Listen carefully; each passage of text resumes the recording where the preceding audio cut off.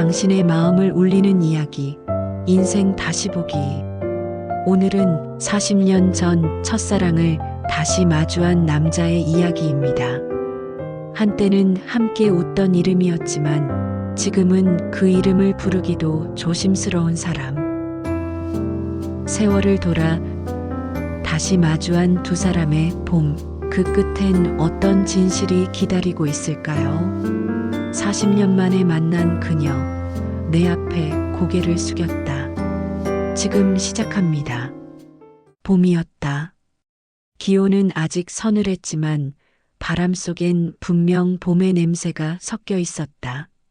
시장 골목은 언제나처럼 시끄러웠다. 가게마다 튀김 기름 냄새, 반찬 가게, 아주머니들의 웃음소리, 그리고 그 사이를 천천히 걷는 나. 그날은 이상했다. 어딘가로 향해야 하는 이유가 없는데도 나는 오래된 시장 골목으로 발길을 옮기고 있었다. 그 길을 따라 걷다 보니 허름한 식당 하나가 눈에 들어왔다. 손바닥만 한간판에 이렇게 적혀 있었다. 칼국수 5,000원. 요즘 세상에 5,000원짜리 칼국수가 남아있다는 게 왠지 마음을 잡아 끌었다. 문을 열자 김이 자욱하게 올라와 앞이 흐릿했다. 그 안쪽에서 설거지 소리가 들렸다. 똑똑 물방울이 떨어지는 소리. 그 리듬이 낯설지 않았다. 나는 무심코 그 소리를 따라 고개를 돌렸다. 그곳에 그녀가 있었다. 머리엔 흰머리가 섞여 있었고 손등엔 세월이 새겨놓은 주름들이 고스란히 남아 있었다. 하지만 그 손끝의 움직임, 그 작은 버릇 하나까지도 나는 기억하고 있었다. 그녀는 내 첫사랑이었다. 나는 잠시 숨을 멈췄다. 사람이 많지도 적지도 않은 식당 안에서 그녀의 모습만이 유난히 또렷했다. 마른 손으로 그릇을 헹구는 모습, 눈가를 스치고 지나가는 짧은 머리카락, 그리고 입가에 스치던 익숙한 표정. 그때 그녀가 고개를 들었다. 우리의 시선이 잠깐 마주쳤다. 그 찰나의 순간 시간이 40년 전으로 되돌아간 듯했다. 젊은 시절의 그녀가 그대로 내 앞에 서 있었다. 하지만 그녀의 눈빛엔 미묘한 떨림이 있었다. 그리고 그녀는 곧바로 고개를 숙였다. 손님, 자리 없어요. 다음에 오세요. 그녀는 나를 알아봤다. 나는 확신했다. 하지만 모른 척했다. 마치 아무것도 모르는 사람처럼. 그 말 한마디가 칼처럼 내 가슴을 베어냈다. 나는 어색하게 웃으며 괜찮아요. 그냥 포장할게요. 라고 말했지만 그녀는 대답하지 않았다. 식당을 나서는 동안 손끝이 떨렸다.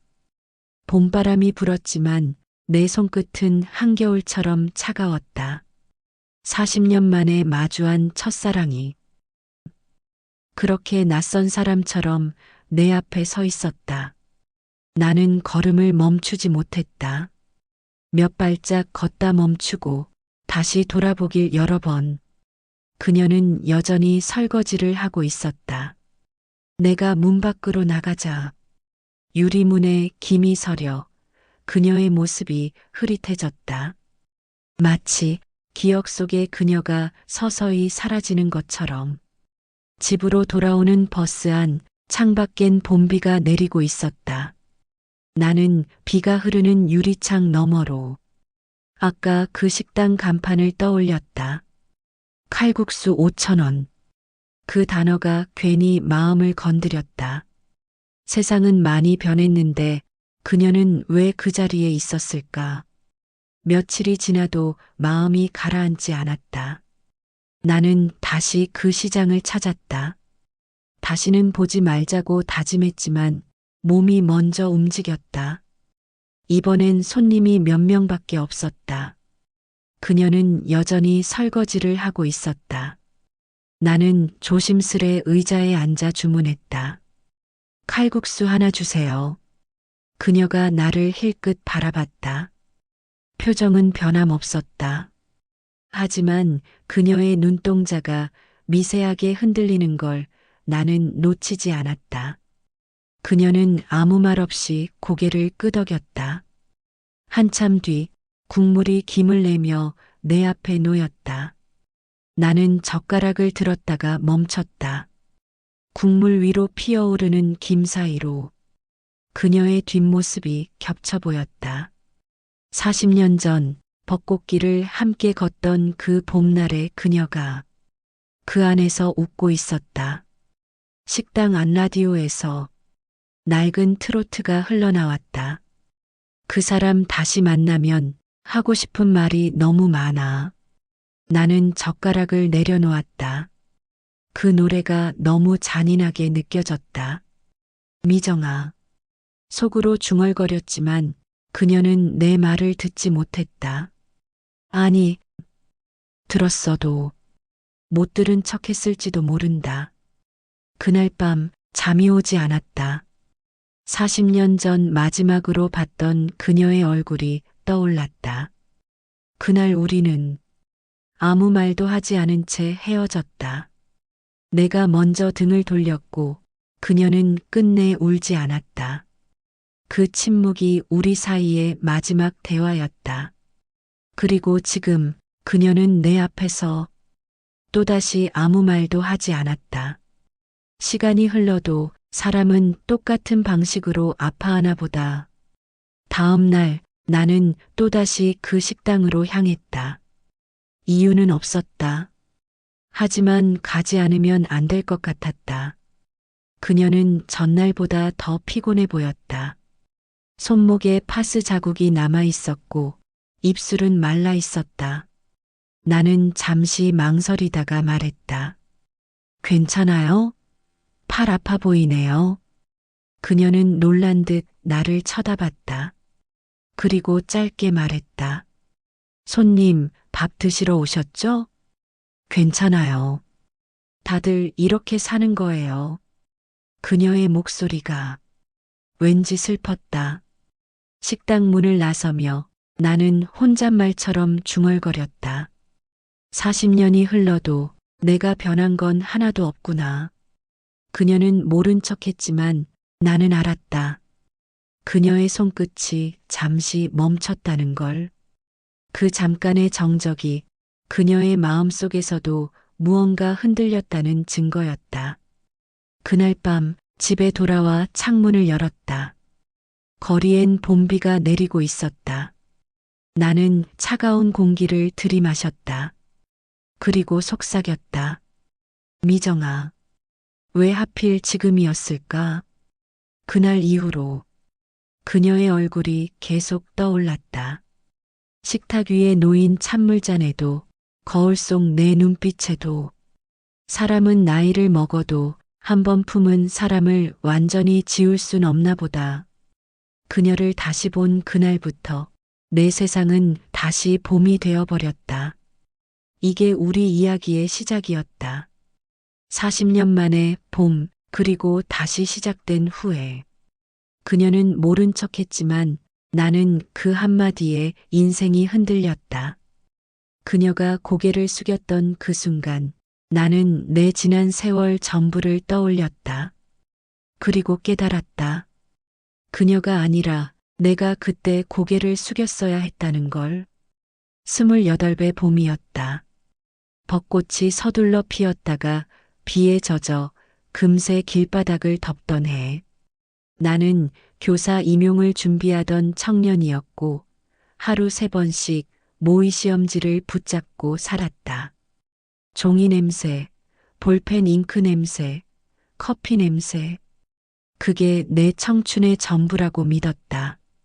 그녀를 처음 본 날도 비가 왔다. 미술관 앞 버스 정류장, 젖은 작품 포스터를 품에 안고 서 있던 여자. 나는 우산을 조금 기울여 그녀 쪽으로 비를 밀어냈다. 종이 좀 빌릴 수 있을까요? 스케치가 젖어버려서요. 나는 시험 노트에서 맨 뒷장을 조심히 뜯어 건넸다. 답안지라 구겨져도 괜찮다면요. 그녀가 웃었다. 그 웃음이 내 인생의 첫 봄이었다. 그날 이후 우리는 자주 만났다. 한강 둔치의 벤치, 동네 카페의 커다란 나무 테이블, 좁은 하숙방의 모서리. 나는 문제집을 펼쳤고 그녀는 스케치북을 펼쳤다. 나는 밑줄을 긋고 그녀는 선을 그었다. 나는 정답을 찾아 헤맸고 그녀는 빛을 찾아 헤맸다. 그녀는 종종 말했다. 그림이 팔리면 좋겠지만 팔리지 않아도 그릴 거야. 나는 젊고 단단했다. 그림 안 팔려도 돼. 내가 평생 밥은 사줄게. 그 말이 이렇게 오래 내 마음을 붙잡을 줄 그땐 몰랐다. 그는 늘 손등으로 연필 가루를 털어냈다. 그 작은 습관이 좋았다. 조심스럽고 성실한 사람. 내가 놓치는 선을 그는 대신 붙들어 줄 것 같았다. 나는 늘 말했지만 사실 믿지 못했다. 세상은 아름답기만 하진 않다는 걸 너무 일찍 알아버렸으니까. 그해 여름 우리는 싸구려 카메라로 서로의 얼굴을 찍었다. 빛이 번지고 초점이 흔들려도 좋아 보였다. 사진 속에서 우리는 모두 정답이었다. 가을이 오자 내 시험은 가까워졌고 그녀의 전시는 멀어졌다. 임대료가 올랐고 캔버스 값도 올랐다.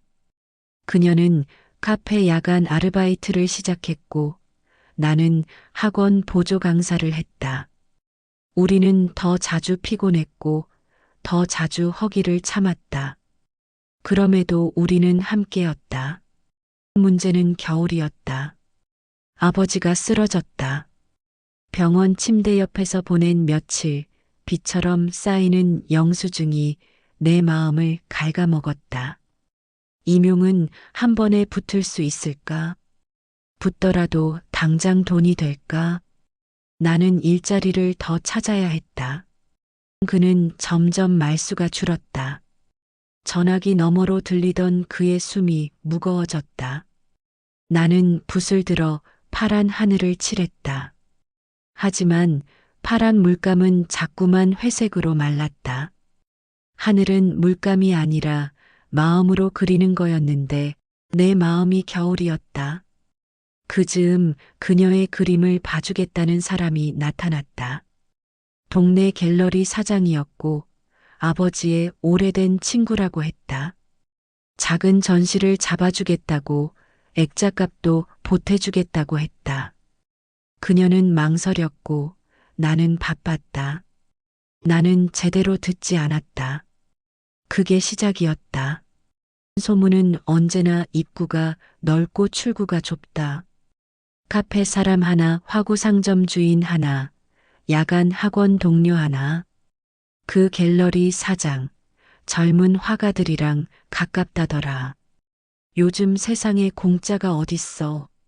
말들은 다리를 만들고 다리는 내 마음을 건너왔다. 나는 그 말들을 믿지 않는다고 말했지만 이미 반쯤 믿고 있었다. 전시를 앞두고도 나는 그에게 말하지 못한 게 많았다. 아버지의 친구가 내 손을 꼭 잡아주며 말했다. 내 그림엔 숨이 있다. 세상에 내어라. 나는 믿고 싶었다. 그런데 전시 전날 밤 그는 내게 말했다. 그 사람이 너한테 왜 그렇게 잘해주는 건데? 나는 대답하지 못했다. 자기 확신과 의심 사이 말은 쉽게 길을 잃는다. 전시 첫날 그는 오지 않았다. 그는 병원에, 학원에 혹은 또 다른 곳에 있었다. 그에게 연락해도 답이 돌아오지 않는 횟수만 점점 늘어갔다. 밤이 깊어서야 그가 도착했다. 그의 코트엔 비 냄새가 났고 눈빛엔 겨울이 서 있었다. 우리는 인사 대신 숨을 쉬었다. 나 너 지켜주고 싶었어. 입을 열자 엉뚱한 말이 나왔다. 지켜준다는 말은 늘 뒤늦다. 그 사람, 너한테 왜 이래? 내 목소리는 다그침이었고, 내 마음은 두려움이었다. 그냥 그림을 도와주는 거야. 그녀의 말은 짧았고 충분했어야 했다. 하지만 내 귀는 이미 다른 소리를 기억하고 있었다. 거짓말하지 마. 다 알아. 그가 말했다. 나는 울지 않았다. 대신 아주 천천히 고개를 돌렸다. 도윤 씨, 세상엔 믿음보다 의심이 더 빠른 사람도 있구나. 풍선이 바늘 끝에 닿듯 우리의 봄은 그 말에서 터졌다. 그날 이후 우리는 며칠을 말없이 버텼다. 나는 전시장을 지켰고 그는 병원을 지켰다. 전시장은 생각보다 한산했고 병실은 생각보다 시끄러웠다. 조용해야 할 곳이 시끄럽고 시끄러워야 할 곳이 조용했다. 우리는 서로의 자리를 바꿔 앉은 사람들 같았다. 임용 발표는 낙방이었다. 나는 괜찮다고 했다. 괜찮지 않았다. 아버지는 퇴원을 미뤄야 했고 나는 더 많은 일을 구해야 했다. 그녀의 전시가 끝난 날 나는 그곳에 가지 못했다. 그건 변명이었고 동시에 사실이었다. 미정 마감을 치우고 액자를 하나씩 벗겼다. 유리 뒤에 있던 내 얼굴이 마치 타인의 얼굴 같았다. 갤러리 사장은 다음 기회를 말했지만 나는 다음 계절을 믿을 힘이 없었다. 그는 오지 않았다. 나는 전화를 하지 않았다. 미루는 침묵은 때로 이별보다 잔인하다. 겨울이 다 가기 전에 아버지가 쓰러졌다. 병원 냄새는 물감 냄새와 다르게 오래 남았다. 응급실의 흰빛 아래에서 나는 낡은 편지를 떠올렸다. 젊은 날의 아버지가 내게 썼다는 편지. 너는 그릴 때 제일 빛난다. 내가 빛나는 날 내가 가장 행복하다. 나는 울었다. 그리고 다음 날 아버지는 떠났다. 도윤 장례식 소식을 나는 뒤늦게 들었다. 늦은 소식은 늘 가장 빠르게 죄책감이 된다. 나는 검은 코트를 챙겨 입고 문을 나섰다가 문 앞에서 멈췄다. 돈이 필요했고 시간이 필요했고 용기가 필요했다. 나는 결국 가지 못했다. 그날 밤 창문에 부딪히는 빗소리를 새다가 잠이 들었다. 잠결에 내 이름을 부르는 목소리를 들은 것 같았다. 깨고 보니 새벽이었다. 전화는 오지 않았다. 장례가 끝나고 방으로 돌아왔을 때 방은 비어 있었다. 아버지의 의자, 아버지의 모자, 아버지의 냄새. 나는 의자에 앉아 스케치북을 펼쳤다. 하늘을 그리려 했지만 손이 떨렸다. 파란 물감이 번져 종이 가장자리에 웅덩이를 만들었다. 그 웅덩이가 내 마음 같았다. 나는 종이를 접어 서랍에 넣었다. 서랍을 닫는 소리가 유난히 컸다. 그 밤 나는 그에게 편지를 썼다. 당신이 믿어주지 않아서가 아니라 내가 더 이상 나를 믿을 수 없어서 떠나요.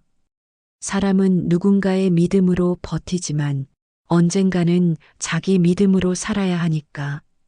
편지는 길지 않았다. 나는 편지를 그의 하숙집 문틈으로 밀어넣고 돌아섰다. 뒷골목의 바람이 등을 밀었다. 눈물이 났지만 눈물은 금방 말랐다. 겨울이었다. 문틈으로 들어온 편지를 아침에 보았다. 첫 문장을 읽고 마지막 문장까지 단숨에 읽었다. 그리고 찢었다. 그게 내가 그때 할 수 있었던 최선이라고 믿었다. 사람은 때로 최선을 핑계로 최악을 선택한다. 나는 종이 조각을 쓰레기통에 버리고 문을 나섰다. 그 길로 다른 도시에 발령을 받으러 갔다. 새 시작이라고 나는 스스로에게 말했다. 눈이 왔다. 기차역 플랫폼에 눈이 쌓이고 발자국이 줄을 이었다. 나는 줄 끝에서 뒤돌아보지 않았다. 한 번도 뒤돌아보지 않으면 과거도 나를 따라오지 않을 거라 믿었다. 그와 이별 후 방 안의 공기가 달라졌다. 의자 위 햇빛이 덜 따뜻해졌다. 나는 카페 야간 일을 늘리고 낮에는 화구 상점을 도왔다. 지친 날에도 가끔 그림을 그렸다. 그림은 점점 작아졌고 색은 점점 눅눅해졌다. 살아야 했으니까. 살다 보면 꿈은 살 대신이 된다. 살 대신을 다 쓰면 꿈은 끝난다. 어느 봄날 갤러리 사장이 내 손에 작은 봉투를 쥐어줬다. 이건 내 작품 팔린 돈이다. 나는 고개를 저었다. 제 몫이 아닌 것 같아요. 그가 말했다. 내가 내 몫을 의심하면 세상은 더 쉽게 내 몫을 빼앗는다. 나는 봉투를 들고 한참 걸었다. 다리 위에서 봉투를 열어본 돈은 생각보다 적었고 생각보다 따뜻했다. 그 돈으로 아버지의 낡은 화분에 새 흙을 사서 채웠다. 화분은 그날따라 유난히 가벼웠다. 아버지가 떠난 자리엔 흙도 가벼워졌다. 새 도시는 모든 것을 덮어줬다. 나는 낮에는 학교 비정규직을 하고 밤에는 학원 강의를 했다. 아이들은 금방 자랐고 나는 금방 늙었다. 나는 편지를 쓰지 않았다. 전화도 하지 않았다. 잊으려면 철저해야 한다고 믿었다. 그러다 어느 날 서랍에서 오래된 사진 한 장을 찾았다. 비에 번진 그녀의 얼굴, 내 옆에서 웃고 있는 그녀. 서랍을 닫았다. 닫히는 소리가 그날 서랍을 닫던 그녀의 소리와 닮아 있었다. 미정나는 누군가와 결혼했다. 사람들 앞에서 웃었다. 사진 속의 우리는 정답처럼 보였다. 하지만 밤이 오면 답안지는 찢어졌다. 남편은 술을 좋아했고 손버릇도 나빴다. 나는 몇 번 떠나려 했지만 떠나지 못했다. 그러다 아이가 생겼다. 아이의 심장 소리가 내 가슴을 안에서 두드렸다. 나는 더 이상 나 혼자가 아니었다. 그날 이후 나는 맞고 일하고 참고 버텼다. 아이가 내 꿈의 이름이 되었다. 시간은 그렇게 흘렀다. 계절은 바뀌었고 나는 조금씩 변했다. 그림을 그릴 시간이 줄어들었고 대신 설거지하는 시간이 늘어났다. 그릇에서 비누 거품을 밀어내는 동안 나는 가끔 하늘을 떠올렸다. 파란색 대신 하얀 거품으로 하늘을 칠했다. 거품은 금방 사라졌고 그래서 더 아름다웠다. 나는 다시 시험을 쳤고 결국 붙었다. 맞아야 할 매는 다 맞고 나서야 통과하는 법이다. 나는 교사가 되었고 아이들에게 정답을 가르쳤다. 그러나 내 삶의 오답은 고치지 못했다. 아이들이 졸업할 때마다 나는 같은 말을 했다. 사람을 믿어라. 그 말을 한 뒤에야 나는 내 혀를 깨물고 싶었다. 아이를 키우는 동안 나는 사람을 믿는 법을 잊었다. 대신 하루를 믿었다. 하루를 끝까지 버티면 다음 하루가 온다고. 아이가 학교에서 받아온 그림을 보며 나는 웃었다. 아이가 하늘을 파랗게 칠했다. 나는 그 파란색의 이름을 몰랐다. 아이에게 물었다. 이 파란색 이름이 뭐야? 아이가 대답했다. 엄마가 웃을 때의 파란색. 나는 그날 밤 처음으로 소리내어 울었다. 그러던 어느 봄 아이가 자랐다. 아이의 손이 내 손보다 따뜻해졌다. 나는 설거지를 하다가 문득 깨달았다. 봄은 늘 왔고 나는 늘 지나쳤다. 한 번도 봄을 잡지 못했다. 봄은 늘 내 앞을 지나갔다. 나는 그 뒤를 설거지 수건으로 닦았다. 그렇게 40년이 흘렀다. 나는 은퇴했고 아이들은 자랐고 동료들은 떠났다. 내 서랍엔 사진이 늘었고 내 지갑엔 영수증이 줄었다. 나는 봄마다 같은 길을 걸었다. 벚꽃이 피면 사진을 찍고 사진을 찍고 나면 누군가에게 보내려다 말았다. 보낼 사람이 없다는 사실을 확인하는 건 늘 두 번째였다. 그리고 올해 봄 나는 그 시장으로 발길을 돌렸다. 아무 이유도 없었고 이유가 너무 많기도 했다. 그 길 끝에서 나는 그 식당을 보았다. 유리문 너머로 김이 흘렀고 설거지대에 한 여자가 서 있었다. 나는 이름을 불렀다. 미정아. 그녀는 고개를 들었다가 곧 숙였다. 손님, 자리 없어요. 다음에 오세요. 그녀가 나를 알아봤다. 그리고 모른 척했다. 그게 우리의 두 번째 이별이었다. 이별은 늘 말보다 빨랐다. 미정유리 문에 김이 서려 얼굴이 흐릿해졌다. 문 밖 남자의 눈빛을 알아보았다. 내 젊은 날이 뒤돌아보는 눈빛이었다. 나는 고개를 숙였다. 사람은 때로 모른 척해야 사라진다. 사라지는 법을 나는 오래 배웠다. 그날 밤 손등에 굳은 살이 더 두꺼워졌다. 굳은 살은 눈물 대신 자라는 살이다. 그날 이후 며칠 동안 그는 식당을 드나들었다. 말을 아꼈고 고개를 자주 숙였다. 나는 그가 내 이름을 속으로 부른다는 걸 알았다. 사람은 붙잡지 않은 이름을 속으로 오래 부른다. 나는 설거지를 했다. 물은 따뜻했고 마음은 조용했다. 마음이 조용해지면 지난날의 말들이 들린다. 그림 안 팔려도 돼. 내가 평생 밥은 사줄게. 그 말은 오래됐고 여전히 새로웠다. 나는 그릇을 헹구며 속삭였다. 괜찮아. 나 혼자서도 밥은 먹었어. 그리고 깨달았다. 나는 밥을 먹었지만 봄은 먹지 못했다는 걸. 나는 마침내 말을 꺼냈다. 그땐 미안했어요. 그녀가 대답했다. 그땐 누구나 미안할 일 많죠. 우리는 서로를 보지 않은 채 서로에게 말했다. 나는 말했다. 그날 이후로 한 번도 누굴 좋아하지 못했어요. 그녀가 말했다. 그건 좋은 게 아니에요. 마음은 썩히면 냄새가 납니다.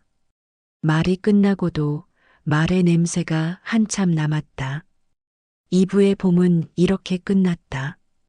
젊은 날의 선명함은 흐려졌고 흐려진 자리엔 오래된 후회가 자리 잡았다. 우리는 사랑을 잃었고 서로를 놓쳤고 각자의 겨울을 통과했다. 그리고 40년 만에 같은 봄에 섰다. 한 사람은 이름을 불렀고 다른 사람은 고개를 숙였다. 이제 다음 이야기는 현재다. 우리가 다시 말을 붙이기 시작하는 봄. 다시 시작하면 끝내야 할 진실도 따라온다. 그게 우리의 3부다. 며칠째 나는 그 식당 앞을 맴돌았다.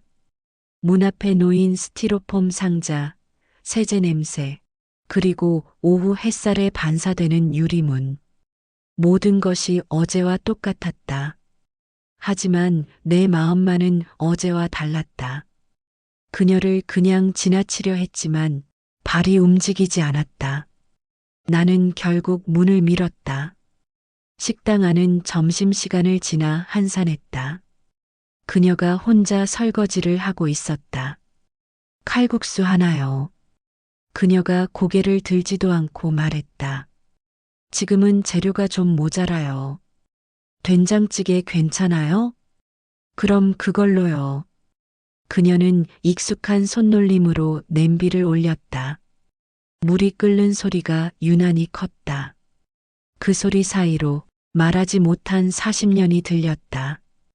음식이 나왔다. 나는 숟가락을 들지도 못한 채 그녀를 바라봤다. 그녀는 계산대 옆 의자에 앉아 숨을 고르고 있었다. 그 손등엔 파스 자국이 희미하게 빛났다. 팔 많이 아파요? 그녀는 놀란 듯 나를 보았다. 그냥 좀 무리했어요. 이런 일 하지 마요. 몸 상해요. 이런 일이라뇨. 이게 제 일인데요. 그녀의 말에는 뾰족한 가시가 있었다.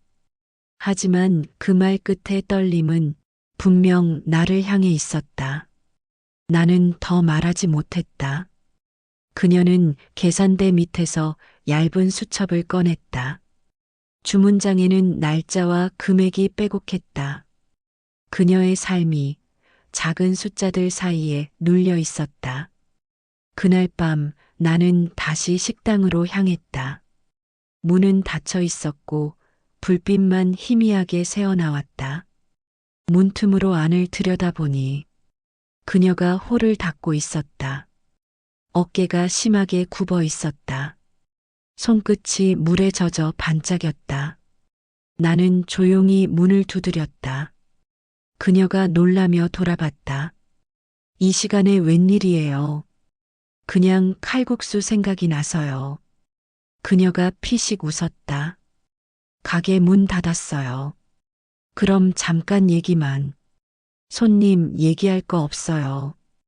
그녀의 말은 단호했지만 눈빛은 그렇게 차갑지 않았다. 나는 한 발짝 물러서며 말했다. 그때 당신한테 너무 미안했어요. 그녀는 한동안 아무 말도 하지 않았다. 그리고 낮게 대답했다. 그땐 누구나 미안할 일 많죠.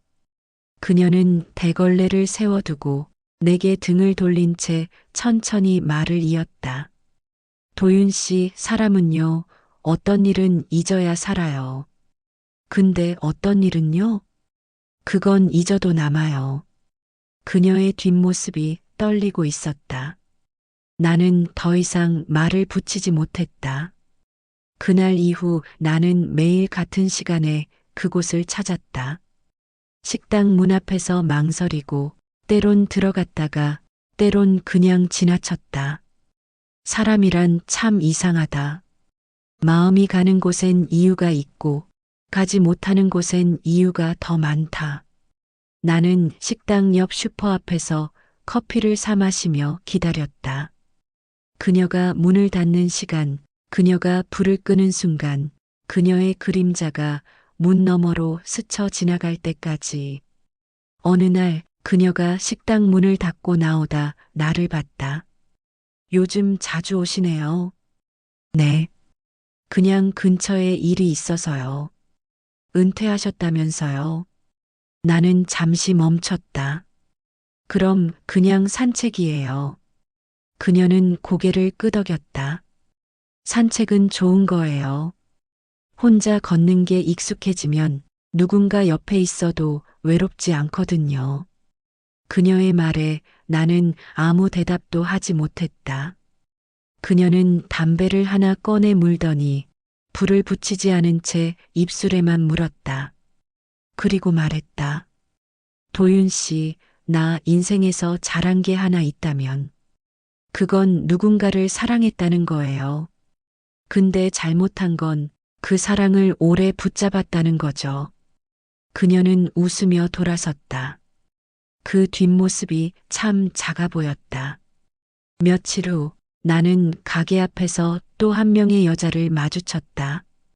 20살쯤 되어 보이는 젊은 여자였다. 혹시 어머니 아세요? 그녀가 물었다. 아, 네. 가게에서 자주 봐요. 요즘 어머니 몸이 많이 안 좋으세요.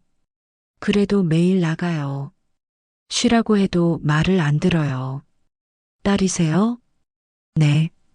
어머니가 요즘 손이 떨려서 칼질도 잘 못하세요. 그래도 매일 손님이 나 기다릴지 몰라 그러세요. 나는 가슴이 먹먹해졌다. 그 손님이 나일지도 모르겠네요. 그럴지도요.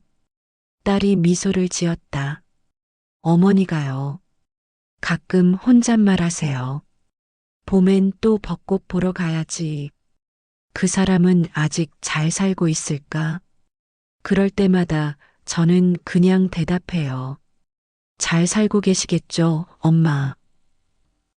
그녀는 가볍게 인사하고 돌아섰다. 그 뒷모습이 어쩐지 젊은 시절의 미정을 닮아 있었다. 그날 밤 나는 오랫동안 잠을 이루지 못했다. 눈을 감으면 그녀의 굳은 살 진 손과 그 딸의 미소가 겹쳐졌다. 사람은 나이를 먹어도 사랑하는 방법은 바뀌지 않나 보다. 그저 표현하는 법만 서툴러질 뿐이다. 나는 결심했다. 이제는 말해야겠다. 이제는 내 진심을. 다음 날 나는 작은 꽃다발을 들고 식당으로 갔다. 문을 열자 그녀가 놀란 눈으로 나를 봤다. 이게 뭐예요? 그냥 봄이니까요.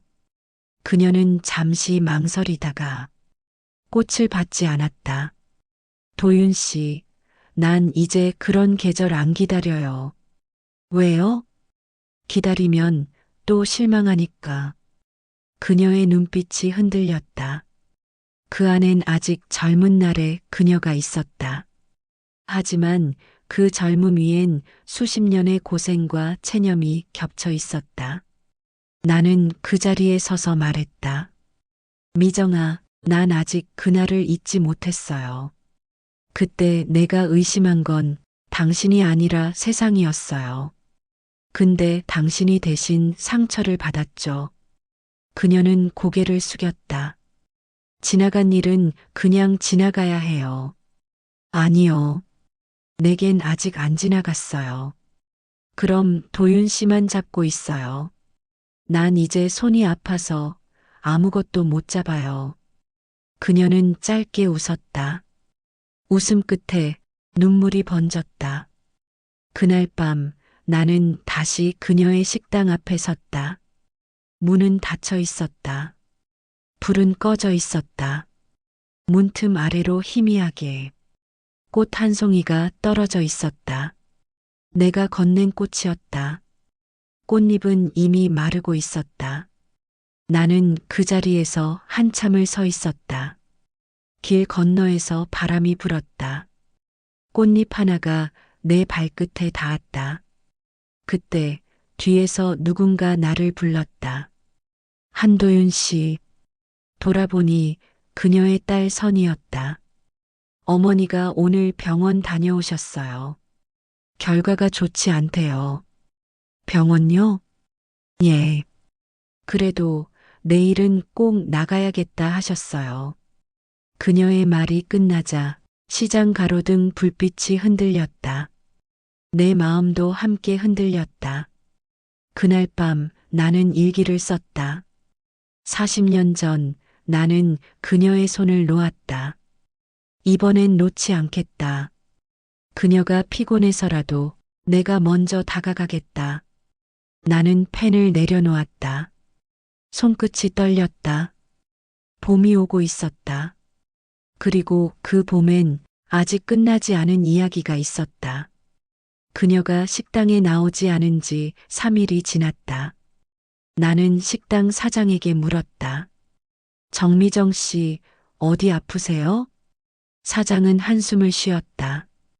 요즘 자주 병원 다니던데요. 무릎도 안 좋고 손도 떨리고. 근데 그 사람 참 희한해요. 몸이 아파도 웃어요. 손님 걱정할까봐. 나는 병원 이름 하나를 받아들고 그 길로 택시에 올랐다. 병실 문틈 사이로 낯익은 뒷모습이 보였다. 창가에 앉은 그녀, 햇살을 등에 받고 있었다. 그녀 앞에는 낡은 스케치북이 놓여 있었다. 나는 문을 살짝 열고 들어갔다. 그녀가 고개를 돌렸다. 여긴 어떻게? 사장님이 알려주셨어요. 그녀는 웃었다. 그 사람 또 쓸데없는 얘기를 했네요. 걱정돼서 왔어요. 이 나이에 걱정은 사치예요. 살아있는 게 일이지. 그녀는 스케치북을 살짝 내밀었다. 그 위엔 하얀 종이에 연필로 그린 하늘 한 조각이 있었다. 여전히 그리네요. 그림은 나한테 남은 유일한 시간이니까요. 그녀의 말에 나는 숨이 막혔다. 그녀의 목소리는 여전히 따뜻했지만 그 안엔 너무 많은 겨울이 있었다. 잠시 침묵이 흘렀다. 그녀는 창밖을 바라보며 말했다. 그때 당신 오해했죠. 갤러리 사장하고 관계 있다고. 나는 고개를 숙였다. 미정아, 그건 내 잘못이었어. 그녀는 고개를 저었다. 그 사람 아버지 친구였어요. 그림을 봐주고 싶다고 했을 뿐이었어요. 근데 당신이 의심하는 눈빛을 보니까 그게 그렇게 아프더라.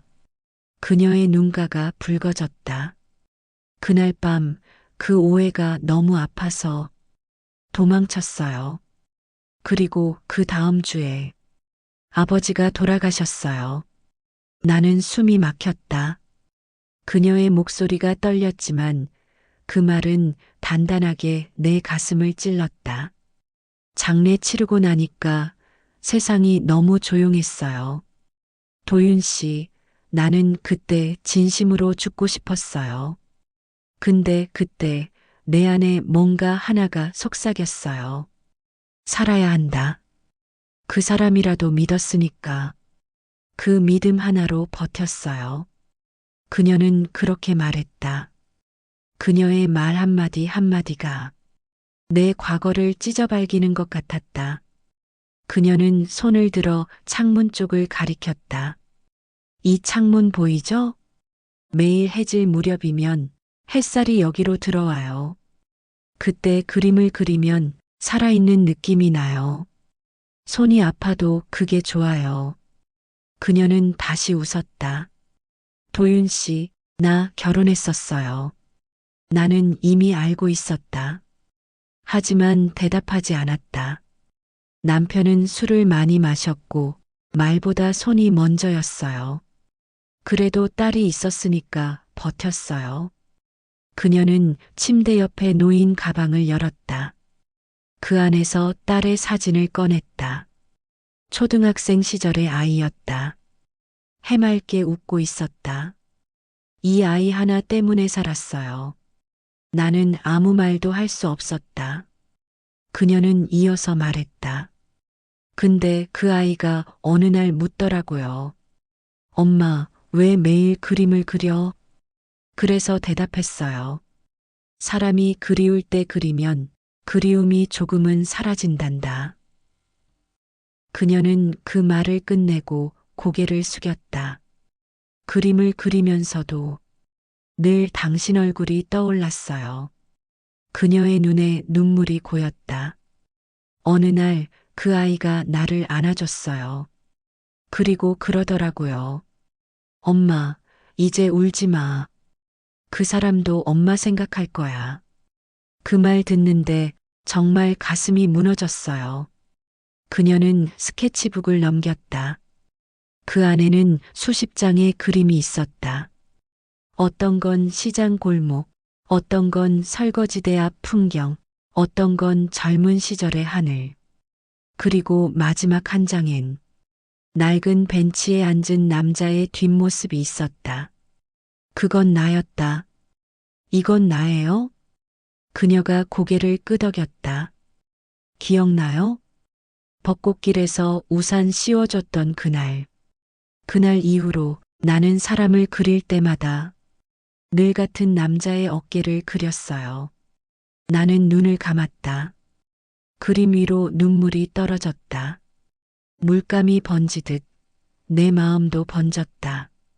그녀가 갑자기 내 손을 잡았다. 그 손은 뜨거웠다. 도윤 씨, 나 죽기 전에 하나만 약속해 줄래요? 뭔데요? 봄마다 내 그림 한 장만 봐줘요. 거기 내가 있을 테니까. 나는 고개를 끄덕였다. 당연하죠. 그림이 아니라 당신을 보러 갈게요. 그녀가 살짝 웃었다. 그럼 됐어요. 이제 오래 기다렸어요. 이 손 잡는 거. 그녀의 손은 여전히 따뜻했지만 그 온기 속에 작별이 숨어 있었다. 나는 그날 병원을 나서며 문득 창문을 올려다봤다. 그녀가 앉아있던 자리, 그 스케치북 위로 햇살이 내려앉고 있었다.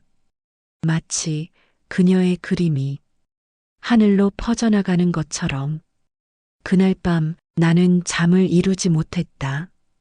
눈을 감으면 그녀의 웃음과 눈물이 동시에 떠올랐다. 그녀는 모든 걸 잃었지만 그 안에서도 누군가를 믿었다.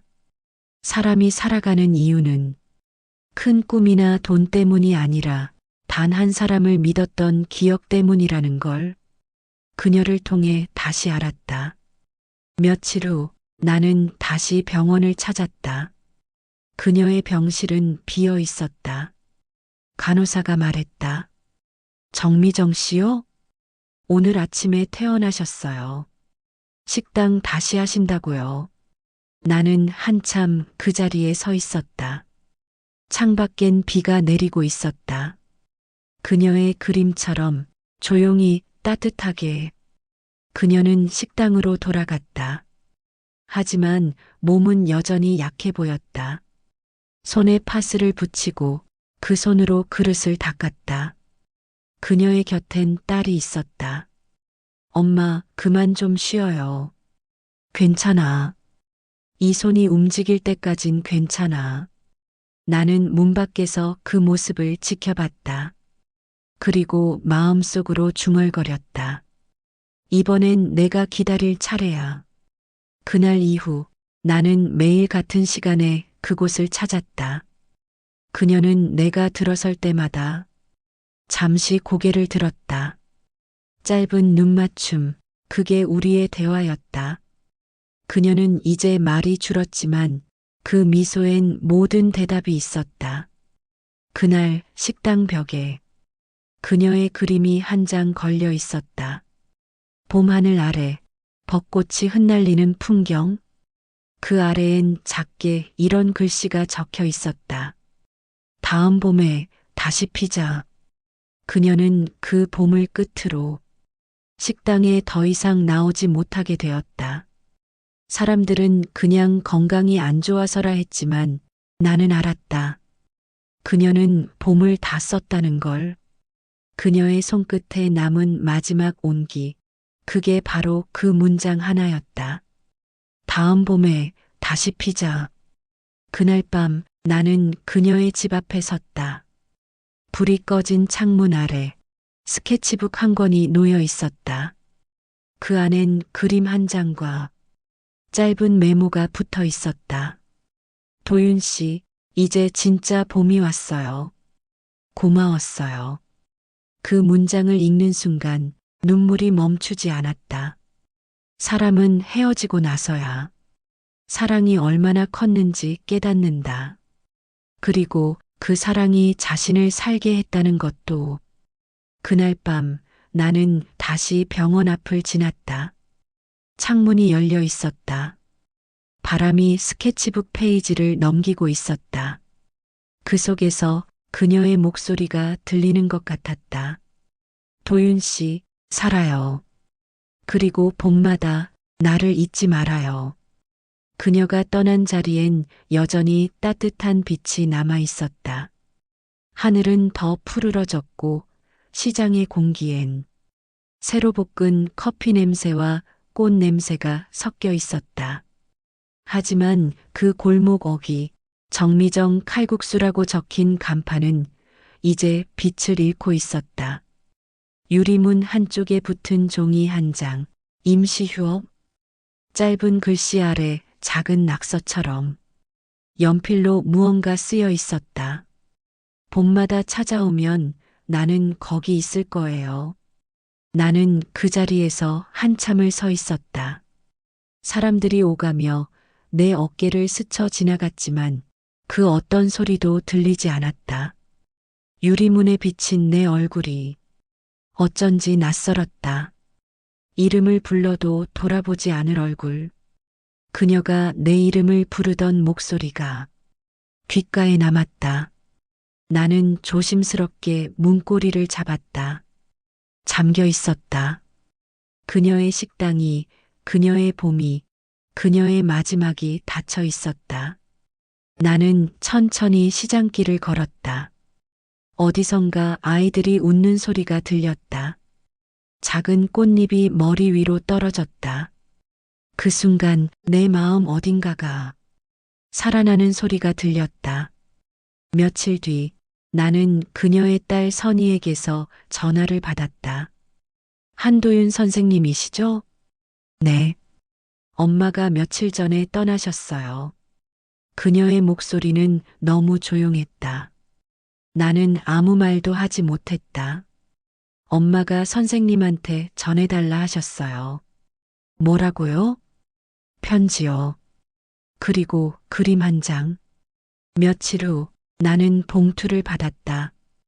봉투 위에는 그녀의 필체로 도윤 씨께 라고 적혀 있었다. 손끝이 떨렸다. 나는 천천히 봉투를 열었다. 안에는 한 장의 그림과 노랗게 빛바랜 편지 한 장이 들어 있었다. 그림엔 푸른 하늘 아래 흩날리는 벚꽃나무 한 그루, 그 아래 벤치에 앉은 남자의 뒷모습, 그 남자는 고개를 숙이고 있었다. 아마도 나였다. 편지를 펼쳤다.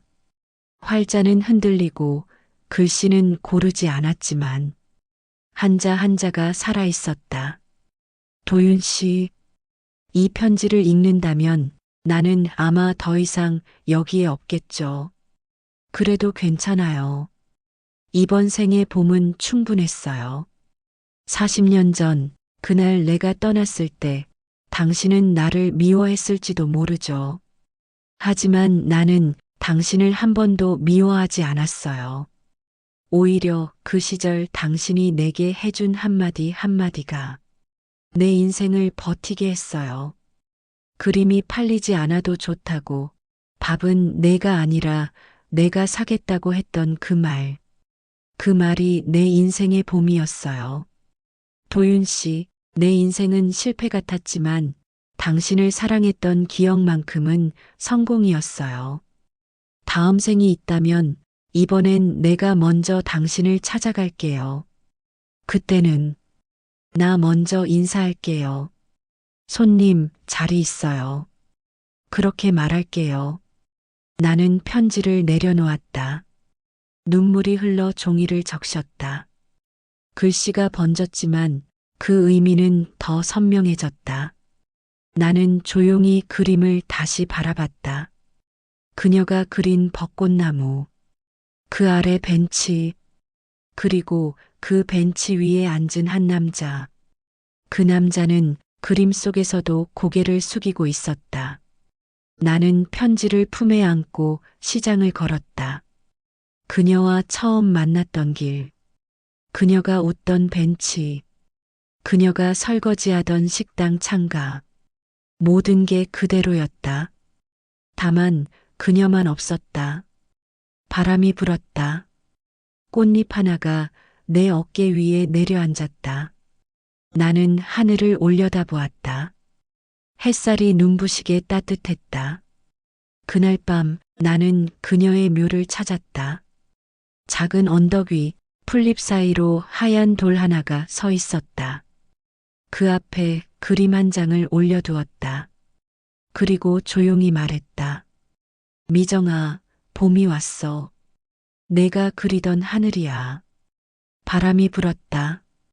꽃잎이 흩날렸다. 그 꽃잎 사이로 그녀가 웃는 모습이 보이는 것 같았다.